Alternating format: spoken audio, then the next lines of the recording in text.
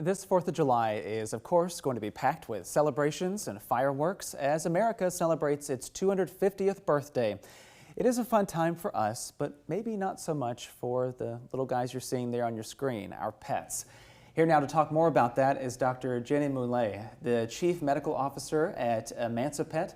Doctor, welcome and thanks for being with us today. Yeah, thank you for having me. So, of course, we want to have a good time this weekend. A lot of people are out there, but why is this typically a time where maybe some of our pets go missing or disappear?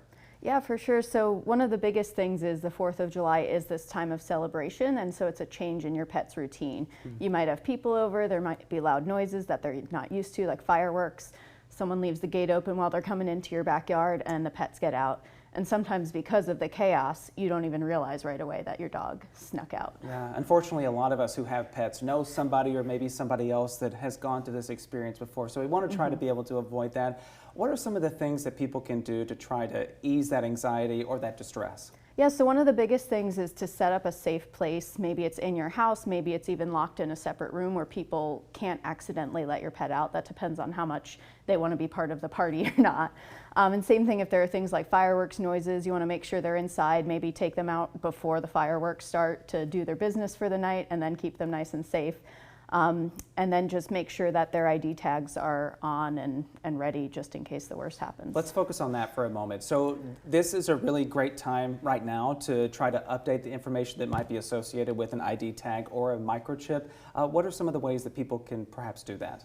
Absolutely. So obviously having a tag on the pet is like the quickest way to identify that animal and maybe get your phone number. But then the most permanent way to identify your pet would be to have a microchip. And getting a microchip implanted is quick and easy, and it can be updated with your phone number. And if your pet is already chipped, the important thing to do now is to go onto that microchip registry and check your information and make sure it's still up to date. All right. Before we wrap everything up, is there anything else you would want to share with people out there ahead of the celebrations beginning?